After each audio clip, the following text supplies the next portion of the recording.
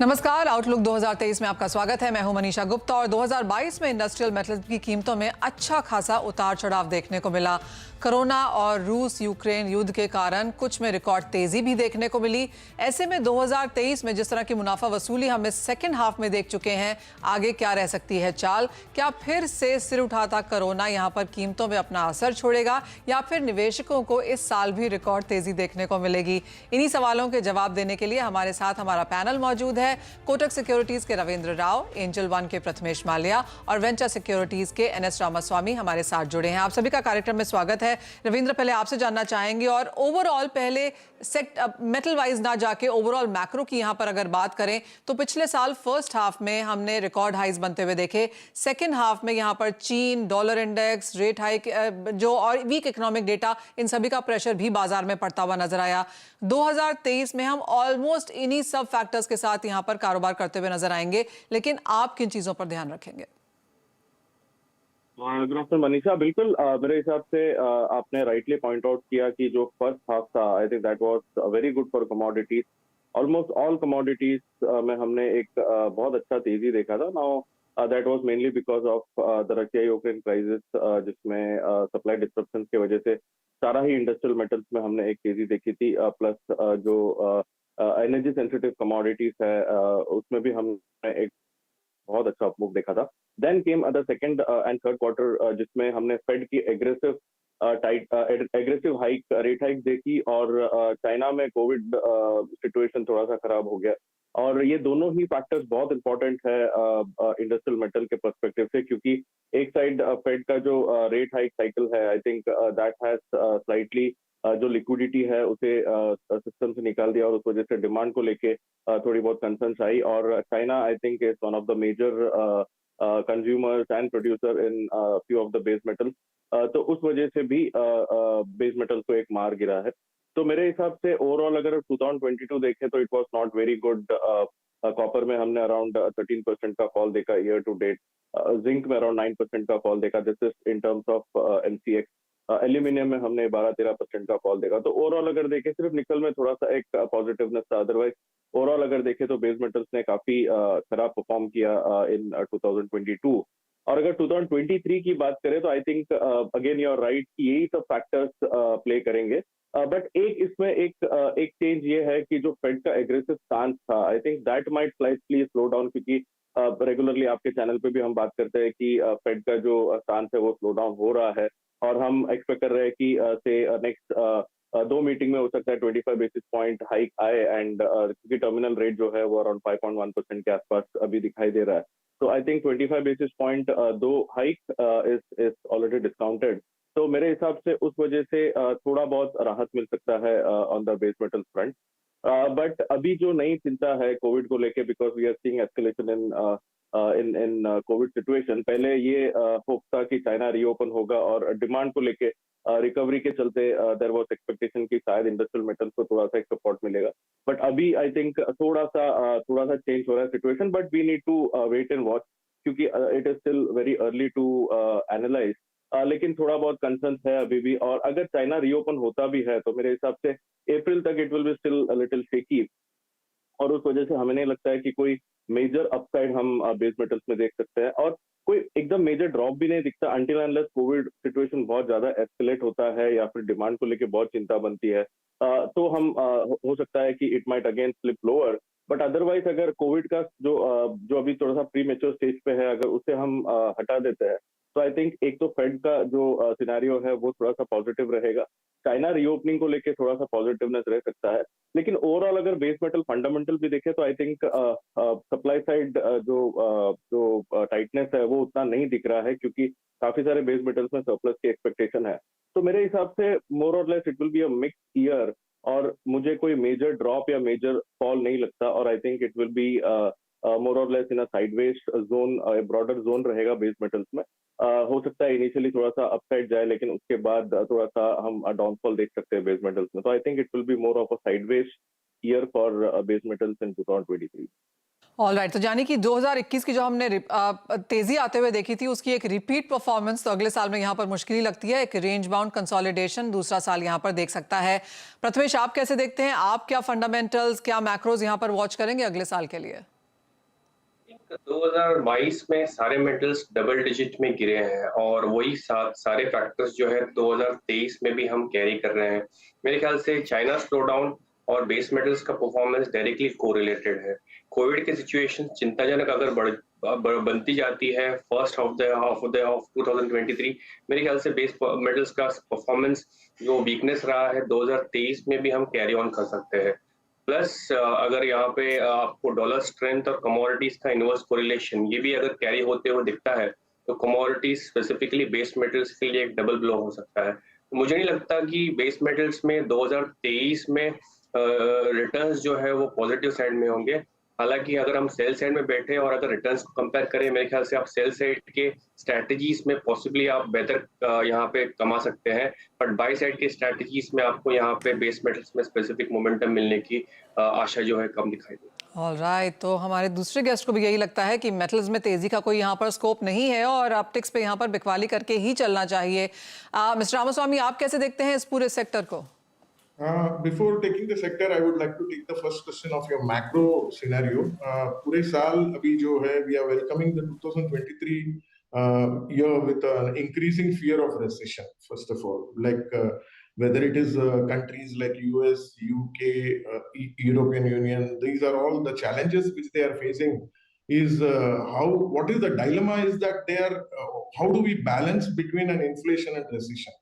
तो उनका समस्या एकदम मात्रा में है कि यदि हम इन्फ्लेशन को बढ़त देते जाएं या फाइनेंशियल स्टेबलाइजेशन लाएं और इकोनॉमिक सिनेरियो को इंप्रूव कराएं और लूजनिंग द मॉनेटरी पॉलिसी करें, तो ये दो डायलेमा में बहुत स्टक है ऑल दीज कंट्रीज।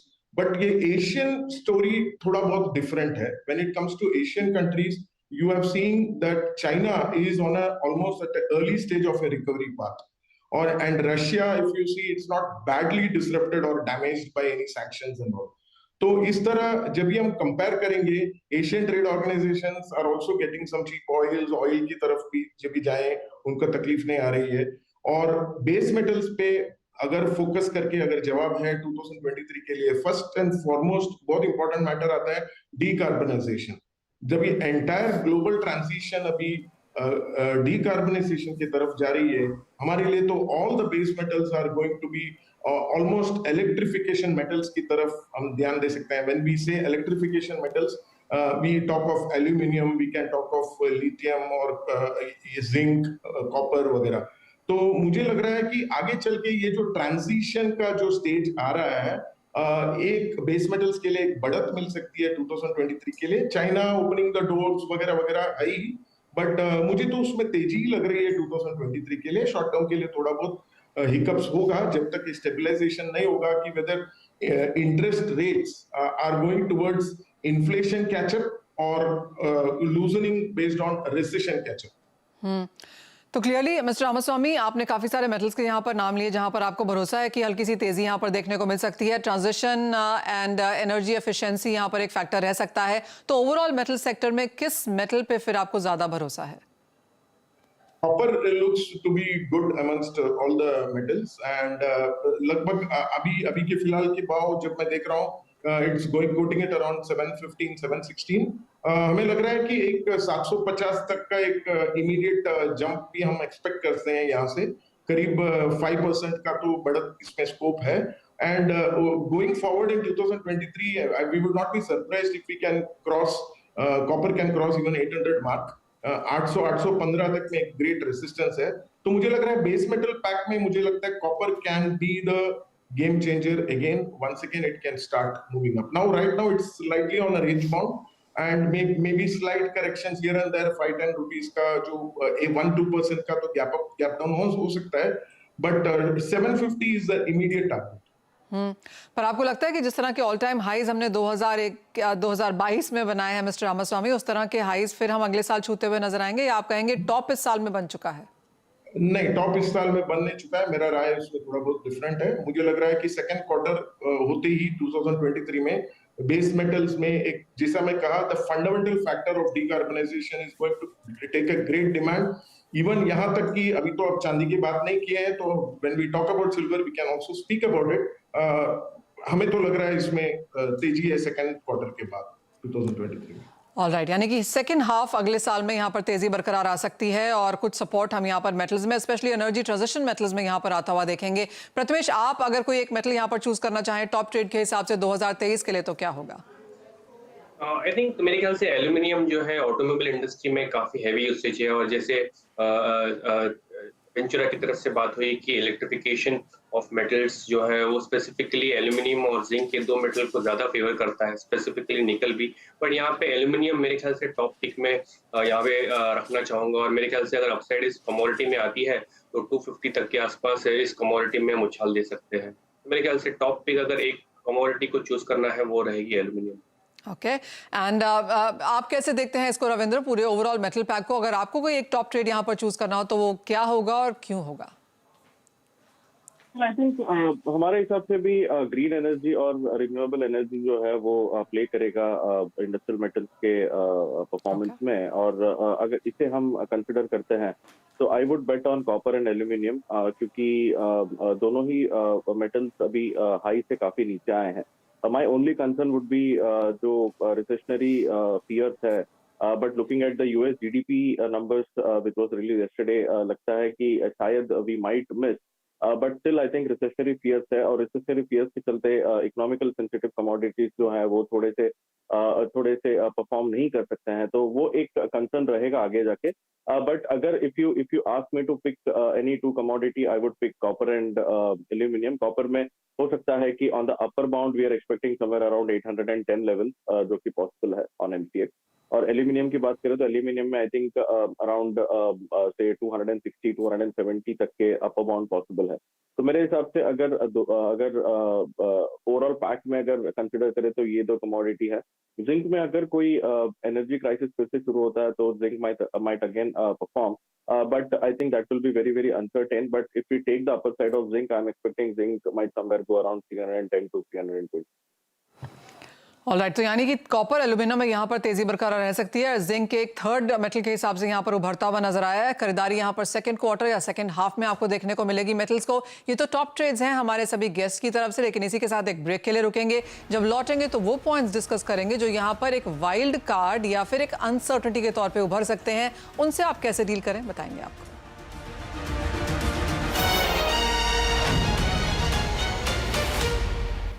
आपका स्वागत है। हम देख रहे हैं आउटलुक 2023 और हमारा फोकस यहाँ पर टोटली मेटल्स पे है। रविंद्र, ये सवाल आपसे है क्योंकि हम बार बार ये सोचते हैं कि जब चीन यहाँ पर बाजार में वापस आ जाएगा तो उनकी मांग बढ़ेगी और वो मेटल्स के लिए एक बहुत सपोर्टिव फैक्टर रह सकता है। लेकिन जब चीन बाजार में आएगा तो वो कंजम्पशन तो बढ़ाएंगे लेकिन प्रोडक्शन भी तो बढ़ाएंगे। क्या बाजार उसको as a cross out factor देख रहा है? लेकिन मनीषा, आई थिंक काफी सारे बेस मेटल्स में चाइना जो है वो प्रोड्यूसर भी है, one of the biggest producer भी है और कंज्यूमर भी है, तो वो एक फैक्टर है। और अगर चाइना का if we take out China out of the proportion, even अभी भी मेरे हिसाब से काफी सारे कमोडिटीज मेटल्स है जिसमें अभी भी सरप्लस है। अगर हम निकल की बात करें तो निकल में जो स्टडी ग्रुप है उन्होंने निकल का सरप्लस 2023 में they have increased their projection. Zinc में भी एक्सपेक्टेड है कि it might turn into surplus. तो मेरे हिसाब से अभी भी अगर हम करंट सिनेरियो भी देखें तो it is the demand supply balance अभी भी थोड़ा सा बेरिश साइड की तरफ इंडिकेट कर रहा है। बट यस, अगर चाइना रीओपन होता है तो वो एक sentimentally I think it will give a boost. उसके बाद I think once China reopen उसके बाद we have to again see की how the demand and supply pans out and then we can come to a conclusion. लेकिन मेरे हिसाब से you are correct, overall scenario अगर देखें तो अभी भी काफी सारे मेटल्स में सरप्लस दिखाई दे रहा है और चाइना ओपन होने के बाद वो बढ़ सकता है। तो I think that's why I am not very bullish on the entire metal sector. और मुझे लगता है कि it might stay in sideways. Prathamesh, जो दूसरा बड़ा फैक्टर बाजार में है वो स्लो डाउन को लेकर है, रिसेशन फियर्स को लेकर है। क्या वो एक फैक्टर हम ऑलरेडी बाजार में फैक्टर इन कर चुके हैं, या फिर आपको लगता है कि अगले साल की शुरुआत इसी लिहाज से ऑन द वीकर साइड होगी? और दूसरी बड़ी बात ये कि जिस तरह से हम देखते हैं कि साल खत्म होता है, नया साल शुरू होता है, जनवरी के पहले 14 दिन यहाँ पर यूजली रीएलोकेशन में जाते हैं, वेटेजेस के हिसाब से जाते हैं कि किस कमोडिटी या किस एसेट क्लास को कितना पैसा एलोकेट हो रहा है। क्या हम उसका इंतजार करेंगे? थिंक मैं यहाँ पे दो पार्ट में आंसर करना चाहूंगा। अगर रीएलोकेशन की बात है तो कोई भी मेटल्स का परफॉर्मेंस 2022 में अच्छा नहीं रहा है। सबसे अच्छा परफॉर्मेंस नेचुरल गैस और क्रूड इस दो कमोडिटी में रही है, बट ये दो कमोडिटी क्लियरली सप्लाई और demand imbalance, specifically with regards to Russia और वहाँ के ट्रांसपोर्ट और पाइपलाइंस के थ्रू ये डिस्टर्बेंसेस क्रिएट हो गई है, जहाँ पे अगेन क्रूड में डाइवर्जेंस है और नेचुरल गैस में भी अगेन डाइवर्जेंस है।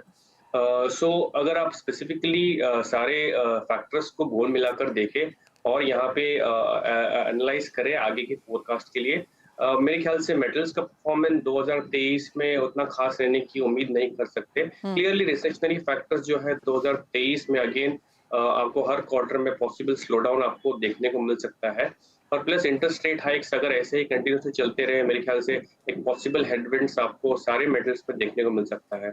2023 मेटल्स के लिए अगेन रिटर्न्स पर्सपेक्टिव से अच्छा नहीं होने की पॉसिबिलिटी ज्यादा दिखाई दे। ओके, एंड मिस्टर रामास्वामी, आप कैसे देखते हैं इंटरनेशनल क्यूज यहाँ पे, क्योंकि रशिया यूक्रेन वॉर अब भी यहाँ पर जारी है, स्ट्रेस बाजार को स्लो डाउन से भी यहाँ पर उभरता हुआ नजर आ रहा है, और जैसे बात की गई कि सरप्लसेस यहाँ पर अभी भी कमोडिटीज में देखने को मिल सकते हैं।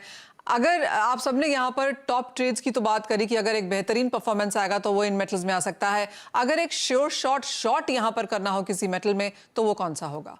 मैं दोबारा I would stick my neck towards copper. The reason being, यदि हम देखें, आपने पहले प्रश्न रविंद्रन जी से पूछा था कि सप्लाई भी तो प्रॉब्लम हो सकती है, यदि चाइना रीओपन हो जाएगा तो वहां पर तो बहुत सारा सप्लाई आ जाएगा। तो बेसिकली स्ट्रक्चरल डेफिसिट वाला जो सिचुएशन है, जो सप्लाई डिमांड गैप जो है, ये supply demand gap, for example copper की तरफ देखेंगे तो 25 million metric tonne is the demand, और प्रोडक्शन की तरफ यदि आप देखेंगे, mine production, the entire 40% of the global production is on the Latin American countries. तो लैटिन अमेरिकन कंट्रीज में आपको आ जाती है चिली, पेरू और मैक्सिको, तो ये सारे 40% के। और वहां पर क्या हो रहा है, वहां पर एक फिस्कल अनसर्टेनिटी, पॉलिटिकल अनसर्टेनिटी का सिचुएशन है, तो वहां से जो प्रोडक्शन में एक सप्लाई गैप जो मैंने बताया, वहां से भी एक थ्रेट है कि वो सप्लाई गैप विल बी फिर भी बरकरार रहेगा, gap will be still widening और इंक्रीजिंग। रही बात चाइना फैक्टर बोला आपने, जो mine production China contribution towards copper is only 9%, तो हमें नहीं लग रहा है कि ये सप्लाई गैप फिल हो जाएगा। तो आपने दोबारा पूछा कि कौन सा बेस मेटल में फिर भी आप कहेंगे taking all the global cues, I would stick my neck towards copper. Copper is likely to cross the 800 mark also in the second half of 2020। Alright, तो एक बड़ी रेंज यहाँ पर जरूर रह सकती है, लेकिन जैसे सभी वहाँ पर बार बार कह रहे हैं कि बिकवाली करके ही यहाँ पर काम करना चाहिए। प्रथमेश, ये सवाल आपसे है, हमने देखा एवरग्रांडे जो चाइना की कंपनी है, जिस तरह की कंसर्न्स वहाँ पर हुई, वो भी एक बड़ा रीजन था काफी सारे मेटल्स गिरने का, लेकिन अब सुनने में आ रहा है कि एवरग्रांडे यहाँ पर 640 प्रोजेक्ट्स जो कि बेचे जा चुके हैं लेकिन डिलीवर नहीं किए गए हैं, उन पर अब यहाँ पर फिर से बात करेगा। इसके अलावा बाजार को अब ये भी लगता है कि थोड़ा सा यहाँ पर चेंजिंग ऑफ मैप रह सकता है, क्योंकि इंफ्रा डिमांड हम यूरोप से भी आता हुआ देखेंगे, एशियन कंट्रीज, यूएस से भी यहाँ पर शायद बरकरार रह सकती है, तो मेटल की डिमांड थोड़ी सी यहाँ पर फ्रैगमेंट होती हुई नजर आएगी, चाइना में सेंटर नहीं रहेगी शायद। आप कैसे रीड करते हैं इस डिबेट को? आई थिंक क्लियरली आपने जितने भी फैक्टर्स बताए, वहां पे अगर आप चाइना को साइडलाइन भी करें तो चाइना को साइडलाइन नहीं किया जा सकता, despite China being leveraged highly on the balance sheet. जो भी वहाँ पे कंस्ट्रक्शन कंपनीज है, हालांकि उनके प्रोजेक्ट्स डिलीवर नहीं हो रहे हैं, बट चाइना का जो मेटल का डिमांड और बैलेंस इक्वेशन है, अगर आप उसको अगर आउटलाइन कर देते हैं तो मेटल्स में जो प्राइस वोलेटिलिटी है वो खत्म हो जाएगी। सो चाइना क्रिटिकल फैक्टर है सारे बेस मेटल्स के लिए। अगर आप चाइना को इक्वेशन में से आउट करते हैं तो जो वोलेटिलिटी है वो निकल जा सकती है। तो स्पेसिफिकली चाइना का इंक्लूजन, चाइना के कंप्लीशन ऑफ प्रोजेक्ट्स, चाइना की तरफ से स्लो डाउन, चाइना की तरफ से जितने भी एक्टिविटीज होते हैं वो सारे मेटल्स को इफेक्ट करते हैं। So yes, you cannot really sideline China. It will all go hand in hand with all the other factors that is happening. All right, point taken. एक फाइनल सवाल रविंद्र आपसे यहाँ पर है। क्लियरली बाजार थोड़ी सी अनसर्टिनिटी में हमने यहाँ पर जाता हुआ देखा है। इंडियन मार्केट्स में एक बजट भी है, क्या उसका कोई impact metal as a sector watch करेगा? हाँ, मुझे नहीं लगता मनीषा, क्योंकि आई थिंक ग्लोबल इकोनॉमी में इतने सारे फैक्टर्स है कि बजट के ऊपर आई डोंट थिंक कि मेजर कोई इम्पैक्ट आएगा। और वैसे भी हम देखते हैं कि इंडियन साइड से जो भी फंडामेंटल्स आते हैं वो ग्लोबली मेटल्स को उतना इम्पैक्ट नहीं करता है ऑन द प्राइस फ्रंट। तो मेरे हिसाब से उसका उतना इम्पैक्ट नहीं होगा। I think the major theme would be recessionary concerns, और जो चाइना रीओपनिंग स्टोरी जो है उसे ट्रेडर्स क्लोजली वॉच करेंगे, and I think entire 2023 will be dependent on. All right, यानी कि चीन से बड़ा कुछ नहीं है। और जहां तक मेटल्स की बात होती है, क्लियरली चीन के आप आगे देख भी नहीं सकते। काफी सारे उभरते फैक्टर्स हैं, लेकिन चाइना यहां पे सबसे बड़ा रहने वाला है। हमारे एक्सपर्ट्स की राय है 2023 मेटल्स के लिहाज से बहुत बड़ा नहीं होने वाला। तो अगर आपकी कोई भी स्ट्रैटेजीज, पोर्टफोलियो एलोकेशन आप अगले साल के लिए कर रहे हैं तो वो चीज यहां पर जरूर मद्देनजर रखें। 3 मेटल्स हमारे गेस्ट ने कहा है कि आप नजर रखें, वो है copper, aluminium and zinc, in that order. और आगे जाते हुए recession, interest rates, US dollar, इन सब की क्या मूव्स है, इसका भी बाजार पे काफी भारी असर रह सकता है। इसी के साथ शो समेटने का भी समय है। बहुत शुक्रिया रविंद्र, प्रथमेश, मिस्टर रामास्वामी, आप सभी का हमारे साथ आज जुड़ने के लिए। इसी के साथ मुझे भी दीजिए इजाजत। आप बने रहिए CNBC आवाज पर।